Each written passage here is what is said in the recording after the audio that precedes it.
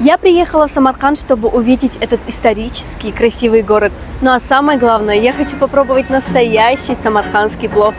صد قسم خوردم من ای وای داده غنچه دهان باور نکرد در غمش مردم من ای وای داده نامهربان باور نکرد صد قسم خوردم من ای وای داده غنچه دهان باور نکرد در غمش مردم من ای وای داده نامهربان باور نکرد سمرقند و